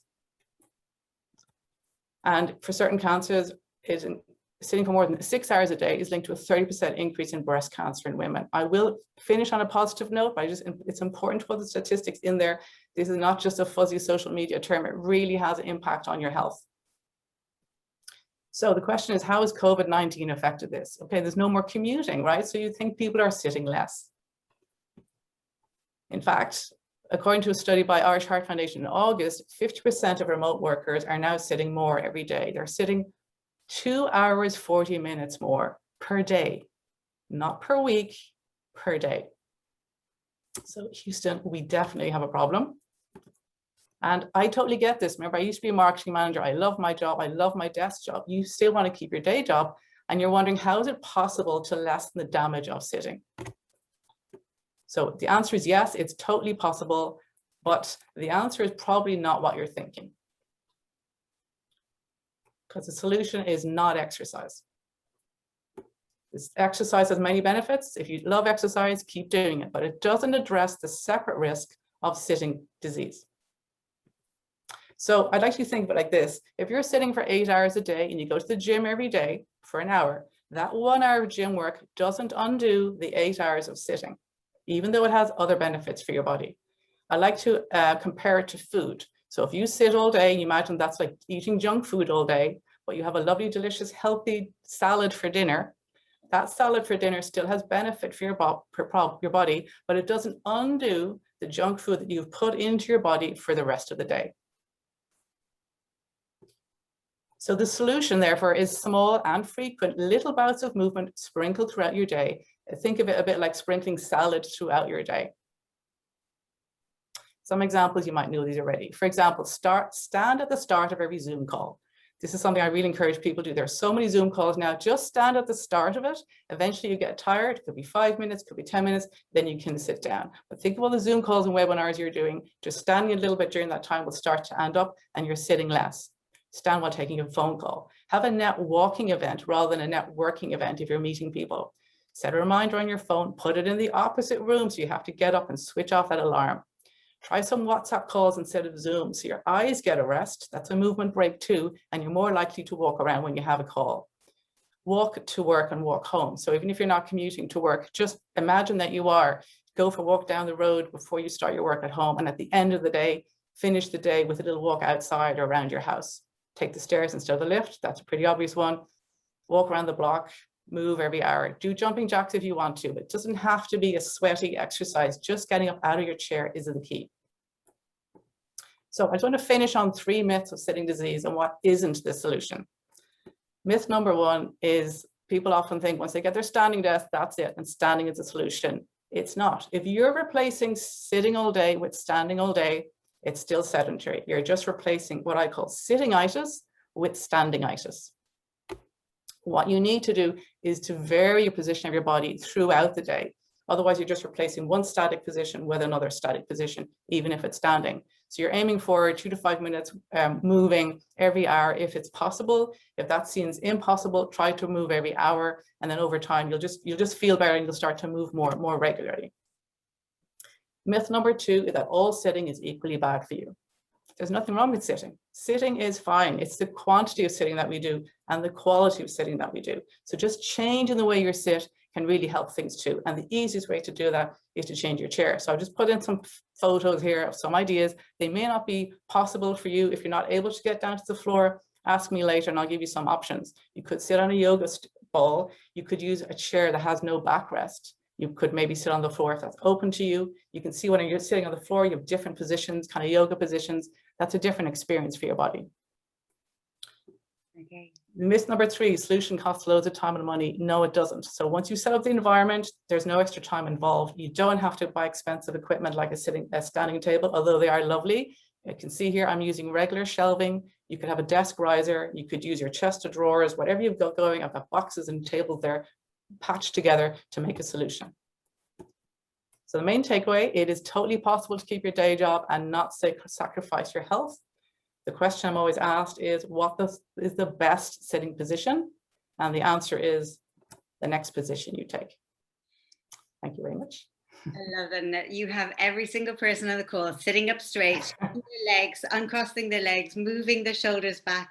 I'm doing it myself while you're talking. I can see Eoin going up and down as well. So thank you. There's so many tips in there. I can't wait to get into the panel discussion and discuss more.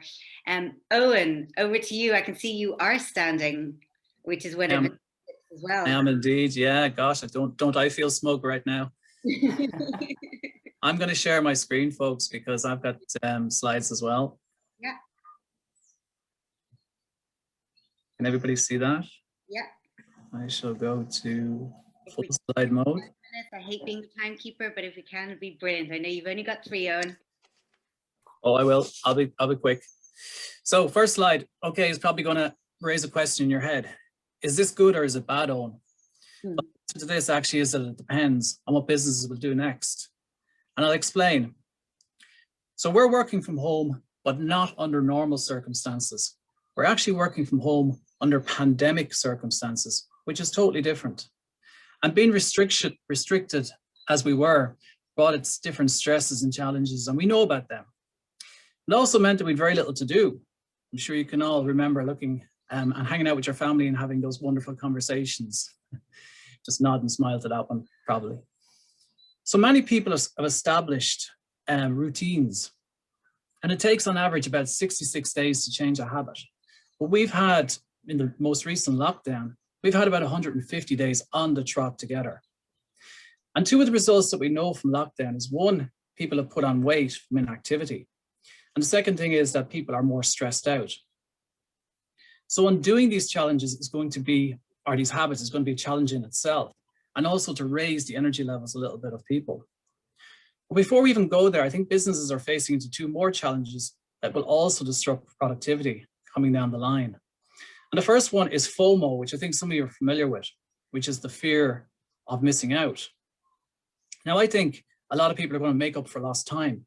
I think absenteeism, particularly if it's a nice summer, is going to go through the roof because people just won't be available. And also we're seeing that in the lack of uptake in hospitality jobs. People just don't want to work at the moment. They want to do stuff. And of course, the PUP payment is probably funding that as well. And the second one, which is a new one, which is FOGO, which you probably haven't heard of before because it's actually something I made up. And that is the fear of going out.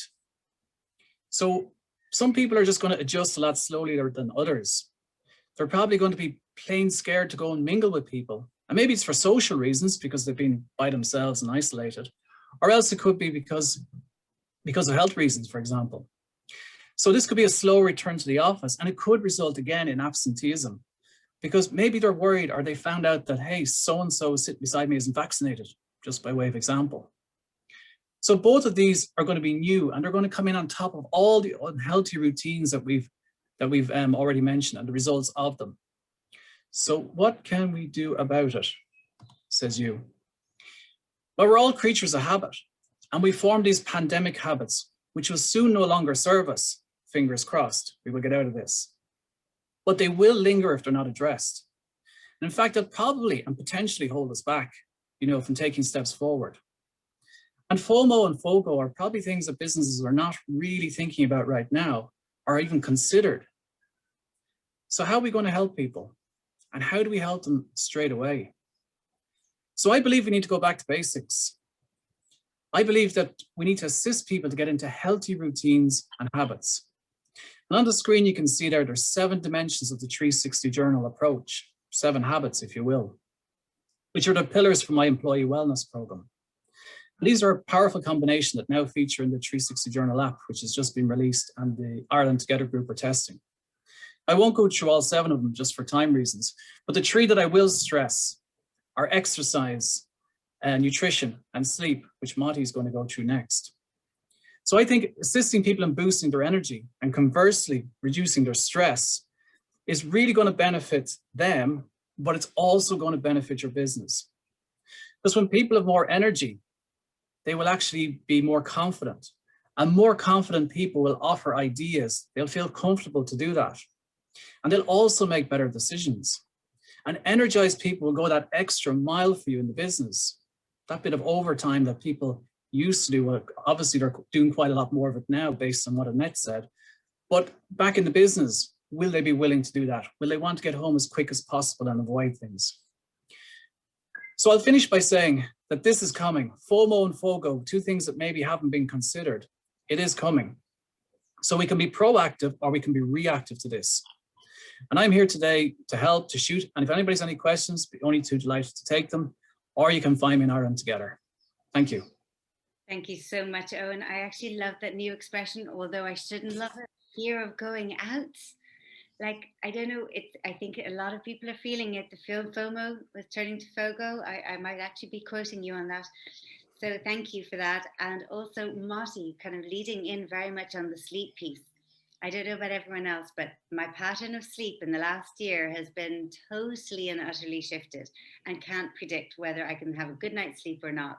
So Motty, over to you. Eoin, do you want to stop sharing there just for a second? Thank you. I can see Joanne saying FOGO is real. It is. There's a lot of people worried. Motty, sorry, you're on mute. Okay. Thank you, Annette, for your valuable insights. We could not have picked a better time to talk about sleep rather than 11:45, where our alertness level is peaking.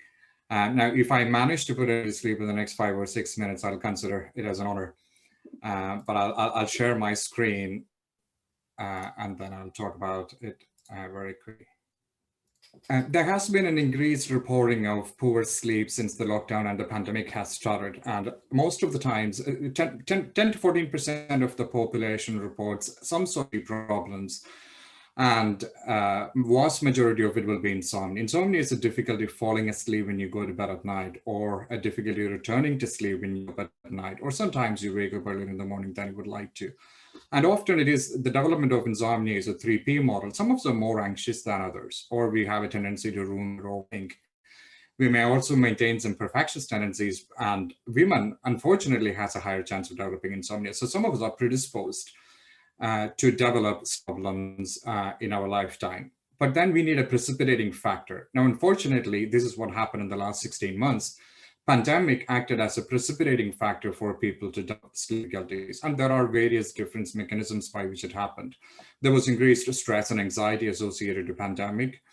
There was lockdown, and then there was routine. A person who would get up at 7 in the morning or 7:30 in the morning, who has to commute for 45 minutes or an hour to get to work, there was no need for that. So there was a bit of flexibility, and not blaming anyone, but anybody would sleep in when there is flexibility, if at all possible. So there was lack of routine, unfortunately. There was financial and work situation. Some of us lost their job, and some of us were self-employed, and there was associated hassles along with it. There was also lack of light exposure. When you get out in the morning to commute, when you walk to the train station or when you sit on the bus, there is adequate light exposure, and that was lacking when we were at home for most of the times, and unfortunately grieving and bereavement for a lot of us. All of those factors can lead to hyper-alertness or a state of hyperarousal, and then it becomes difficult for us to initiate sleep or maintain sleep. And that's what happened over the last 16 months. But the sleep deprivation arising from either the lack of sleep quantity or sleep quality due to various other sleep disorders can lead to few other problems, like we will find it difficult to focus. We tend to make risky decisions when we are not well rested. We will have reduced short-term memory or working memory. Our cognitive flexibility will be reduced. We make false memory, or we will have lost memory because we don't have enough time to spend in all different stages of sleep, which plays a big role in memory formation. And no doubt that we will also have difficulty with our anger management or impulse control. All of those factors can lead to reduced productivity. And when our productivity level goes down, our work is mounting up, and that leads to stress. Stress, we are hyper alert. We can't get to sleep, or we can't return to sleep, or it can also cause multiple awakenings at night, and that leads to poor sleep, and then the cycle continues. So we need to make a business case. Individually, we need to make a business case to ourselves to prioritize our sleep, to adhere to the right habits, and also to cultivate the right beliefs about sleep. So how can we optimize our sleep? We need to optimize the sleep drive. Sleep drive is our appetite for sleep, and primarily determined by the number of hours we have before we go to bed, because every hour you stay awake, you accumulate a chemical in your brain called adenosine, which is causing the sleepiness. So if you woke up at 7:30 or 8, and if you're only going to bed at 11 or 11:30, you got enough wake period during the daytime, and you will have enough sleepiness built up in you. It's like feeling hungry closer to your mealtime. The longer you go without food, the hungrier you become. The longer you go without sleep, the sleepier you become. But instead of waking up at 7:30 or 8, if you're waking up at 9:30 or 10, then you don't have an awake period. And we do that sometimes by compensating for the lost sleep at the weekend, which is the wrong thing to do. So ensure that you have a consistent bed and a consistent wake time, which will make sure that you've an awake period during the daytime and you can build up your sleepiness. The other factor is you reduce your alertness closer to your bedtime, particularly in the hours. Analyze your anxieties, do some journaling sometime in the late afternoon or early evening. So some of us like to meditate to reduce our alertness or reduce stress, or visual imagery or mindfulness or breathing exercises, whatever works for any particular individual, you engage in those activities. So sleep is the result of the right balance between sleepiness and alertness. We can adhere to certain sleep-related habits to make sure that we are quite sleepy. But if our mind is still very alert, we will find it difficult to get to sleep or get a good night's sleep. So we need to kind of reduce the alertness in the evening hours and optimize our sleep drive. We sleep poorly. What do? We try to make it happen somehow. We go on Google, we find the 6 tips to get better sleep, and we try to implement all of those factors, and we expect sleep to happen. We try to make it happen by our own efforts. But we forget the fact that sleep is the result of a natural physiological process. You can't make it happen. You make you feel hungry. Instead, you get hungry naturally. You can't make yourself feel thirsty. Instead, you feel thirsty when you don't drink enough water. You don't need to make a good sleep, and a good night's sleep is always waiting for you at the end of a long day. All you need to do is don't look for it. So we need some behavioral strategies. We need to adhere to all the right, correct sleep-related habits. But we also need some cognitive strategies to reduce our alertness or to reduce the hyperarousal state of hyperarousal that we may have if you're anxious or if you're stressed or if you're worrying about our sleep. There is also another factor though, which is light. I want to kind of bring you a statement by Elvis Presley. Rhythm is something you either have or you don't have, but when you have it all over. Now, Mr. Presley is definitely talking about musical rhythms, but they be very much applied to human body as well. Everything that happens, and that is multitude of functions that happens in our body, all happens in a rhythmic fashion and in a timely manner. And sleep is just one of them. Sleep is a major anchor rhythm. And if you can maintain that rhythm adequately or properly, we have reasonable chance of staying away from chronic health conditions. But when you have all these rhythms happening, in a rhythmic fashion and timely manner, we need to keep the timing of it. So we have a master body clock in our brain, which you can see on the picture on the left of that particular slide. The body clock is just a cluster of 20,000 cells. It's also called the suprachiasmatic nucleus. You don't need to remember the name, just call it the master body clock. The body clock needs to know what time of the day it is outside, and it does that by looking at the light that is going in through your eyes. So our exposure to light, an adequate light exposure, lots of light exposure in the morning hours and a reduced light exposure in the evening hours will kickstart certain functions. Light after several hours of darkness will indicate to the body that it is morning time, and a lack of light in the evening will indicate to the body that it's time and it's time to go to bed, and so then starts the production of certain sleep hormones like melatonin. So what we need is certain good sleep habits, and we also need to cultivate some correct beliefs that are associated with sleep to optimize our sleep. So I think there is also value in focusing on your employees' sleep and giving them adequate opportunity to sleep, and also to understand whether they are evening type people or morning type people, and allowing them to, allowing them flexibility in coming to work and finishing their work, and all that will be helpful to increase productivity at work. I'll be happy to take questions, and looking forward to the discussion later. Thank you so much, Motty. My gosh, there's so many questions I have already. So I'm going to go, rather than me do the talking, I'm going to read through some of the questions here. So one from Joanne, actually: do people have naturally optimal sleep rhythms? Some are more alert at night and some are crazy morning people. Crazy morning people, Joanne. Can you tell me which one?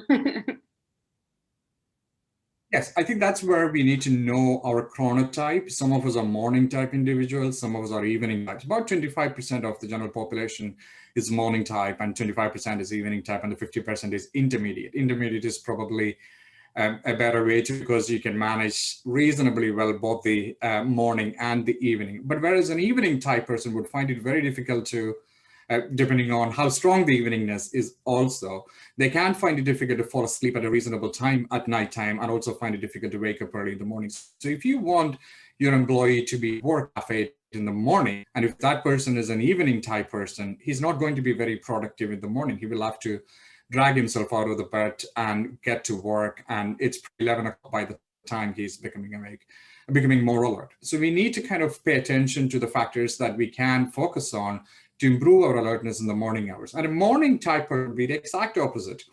feel sleepy at 10, go to bed, fall asleep, wake up at 5:36 in the morning, be very productive in the morning. So we need to be, I think it will be very, very useful to be mindful of that as individuals, for us to kind of keep an eye on what is our general tendency and use that time, use the most productive time for the heavy lifting and other times for monotonous, activities that doesn't need a lot of attention. Okay, thank you. Gosh, I have Question? questions. I actually have one that I'm going to jump through. Sorry, I'll come to you now in a second, Jean. I just want to go through one here that came through from Emma Kyo. I think it's Annette and Eoin here. Fitbits have a function to remind you to walk 250 steps an hour. I didn't know that. Thought it was 10,000 a day. That could possibly, my math is not great. Is that sufficient in terms of movement? I could answer that. Go for it. Yeah, so we're designed to walk. So that's where the 10,000 steps a day comes from. So that's kind of a minimal, something you should be aiming for. If you can walk those steps, how you get there, it doesn't have to be in one go. So you could definitely work towards that by doing 250 steps an hour. Doing 250 steps an hour will be fantastic. That would be a really good way to break up your movement. It doesn't have to be going for a walk. It could be jumping jacks, could be skipping rope, could be dancing. It doesn't matter. But if you can manage to do 250 steps an hour throughout your day, fantastic. And then end up with having 10,000 steps by the end of the day, including that would be really fantastic place to start. Thanks, Annette. I concur. Okay, that was easy there, Eoin. Thank you. And Jean, sorry, you had a question there. Yeah, hi Motty, just one for you. Thanks for a great presentation. And I have two teenagers aged 16 and 13, and they are literally stuck to the bed like glue in the morning. Have you any advice or tips you could give me other than me getting a crowbar to shift them out of the bed in the morning? And aside from throwing water on them as well, which I've done. Yeah, it's just the natural development of the body clock. If you look at newborn babies, they sleep most of the time during the day, but as they become more exposed to, as they start to get more exposed to light, they learn the light day and night cycle, and then sleep becomes more during the nighttime. But as we get to the teenage years, our body clock can start running a little bit late.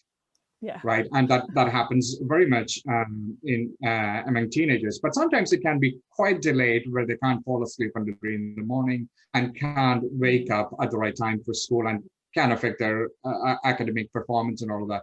But the most important thing there is to actually focus bright light exposure in the morning hours. Yeah. Instead of I'm sure you don't, but instead of enforcing rules, have an open discussion with them, talk to them about sleep, and bring more information to them, and encourage them to expose themselves to very bright light in the morning, about 100 and 150 times stronger than the light that we have inside the house, even with all the lights turned on. So it's very, very important to get out and get the natural light, which sends signal to the body to inhibit the production of sleep hormones, which may only be happening at a later time for them, and also to reduce the light exposure in the evening hours, which will send another signal to the body that, okay, it's time to go to bed and sleep. And again, have an open conversation. Thank you. I'll try and convert them from being vampires in their teenage years. It's work in progress, but thank you. Thanks, Jean. I have one other, just a different question. In terms of the 250 steps, I want to go back to it. If you did the 10,000 steps in one go, it's kind of like where you're talking about the exercise, but you're doing that. Is it more important to do 250 steps an hour, or is it the same as doing one really long walk? Really, you should be doing both. So you need exercise and movement in your life. We're living in a modern world, so we don't move enough. Exercise is an artificial construct. We came up with the idea of exercising when we stopped moving. So if you were a hunter-gatherer, you wouldn't think about going to the gym or how many steps I'm taking. It would just be your natural day, getting food, getting shelter, hunting, cleaning, minding children. It would just add up to, your basis of moving. So the problem is some people hate exercise. So if you love exercise, that's fantastic, but you have to add in little bits of movement the rest of the day. If you hate exercise, you still need to add in little bits of movement through your day. So the bottom line is movement. Movement is essential. Exercise is optional. I'm not saying don't exercise, but you have to add in the movement as well. Okay, so I think movement for me is definitely better than the whole exercise thing. Eoin, do you want to throw in a couple of tips? We have one or two more on questions on sleep, but I just kind of wanted to get a couple more tips on that kind of movement, Eoin, and changing the habits and in that as well. Gosh, it's difficult to top what Annette has said. Like, she is an expert in her field, because all the things that she said, I probably would have said slightly differently, but you know, this is the same thing. Like, we are fundamentally hunter-gatherers still. The evolution is still like me, that we are supposed to move, we're supposed to get up and walk. We are naturally good at that. There was never any swivel chairs back in caveman day. And so therefore, like, I mean, it's just not been a factor for us. So we're not going to evolve into that either, because it just causes so much problems for our skeletal structure and everything else. So there's no way of avoiding this really. But you know, what Annette highlighted was the consequences of it, or the consequences of not doing it. And I like to mean, I know it, but when I hear it again, like, I mean, it actually puts a shudder in my spine, because I spend so much time sitting down, even though I'm standing up right now. And I work 7 days a week, which, by the way, is not something I normally do, but it's just a zone that I'm in at the moment, trying to get a nap through. So it's, I would be scared to calculate the amount of times that I am on a chair or in a stationary position. So I think it's something, I think it's going to become a bigger issue, make no mistake about it. And I think if you take, there's so many takeaways from today, but I think that's one in particular, that even being at home as we are, or in the office, like, it's something that we really need to focus in on big time. And if I may say so, the app does actually have an alert for movement breaks, which can happen every single hour whenever you choose them as well. And it was that important that I actually decided to include it. Thank you. I actually find myself moving already. I'm sitting here, but I'm kind of moving my legs and everything just to keep active. It actually leads into as well another question, Motty, and says, what strategies could be used to change bad sleep habits? And this could actually, I think it works in balance. If you are moving and you are walking, you've got exercise and movement, it could actually help improve it. But just the particular question is like where to start. I'm a night owl, but it's not good. And that's not me, that's coming from. I think. Yeah. I think our sleep-related behaviors should be guided by sleepiness. I mean, when you pick a bedtime, when anyone picks a bedtime, you have to see, when are you feeling sleepy? At what time are you feeling sleepy? And if it is going to 1 to 2 a.m., that's abnormal. We should be able to go to bed earlier and fall asleep at an earlier time to make sure that we get adequate quantity of sleep. So let your bedtime behavior be guided by your sleepiness. And also have a consistent wake time and focus on getting lots of light exposure in the morning hours. And that will ensure that you have enough wake period during the daytime. And your wake period during the daytime is going to determine how sleepy you are when you go to bed at night. So if you don't compensate for, if you prioritize sleep 7 nights a week rather than just for the weekends, we can make sure that by not compensating for lost sleep wherever possible. And some of them may have to commute long distance and may have to leave early, and you wouldn't have enough opportunity during the weekdays. Then you must look at compensating within reason at weekends. But otherwise, prioritize nightly sleep for 7 nights instead of compensating for lost sleep for the weekends. And the light exposure is very, very important. Reduce your light exposure for 2 hours before your bedtime, because we need to limit the blue light exposure, which is extremely good during the daytime to maintain your alertness levels, energy levels, etc. But once it is close to bedtime, reduce it. Put your handheld devices away and send the right signal to the body saying, look, it is evening time. It's time to go to bed and sleep. You know, go back to the hunter-gatherer example. There was no artificial light exposure. The sun was set, and then the body learned that there was lack of light, and it prepared itself for sleep. And that's the kind of preparation that we need to do. That's the most important factors. Yeah. Thank you, Motty. Actually, Joanne just did a quick summary there. Time to be honest with ourselves. Her takeaway is no more hiding from our stress, lack of movement, not drinking water, checking our phones last thing at night and first thing in the morning. Time to focus on self and build the life we want. which is a beautiful summary. I want to thank everyone today. Thank you, Motty, Annette, and Eoin, but also to Beth, Linda, Mary, Jean, and I know Darren's gone, but thank you all so much for today. I think if we go to gallery, like, I think we could have had a conversation on each one of you for 2 hours, is the way that I'm feeling now. And so please, everyone, do feel free to contact or reach out on Slack in the community. If you're not part of the community, you can join at irelandtogether.ie. And we do lots of this, so we want to make sure that you all connect afterwards. Thank you all so much for your time and insights. There's so much to take away from here, guys. I'm going to go back to the main room if we can, so I might unpin just to have everyone still there. And if anyone has a last minute thing, I just unpin myself maybe. Gallery. Thank you, all the speakers. This was amazing. I have so much insight now that I need to start developing better habits. So thank you. Likewise, I think it just enforces that accountability. It's kind of driving it home one after another after another. Everybody is on message. So yeah, there's nowhere to hide. Yeah, exactly. Thank you all so much. Thank you all. I can't wait to get up and move out of my chair now. Yeah.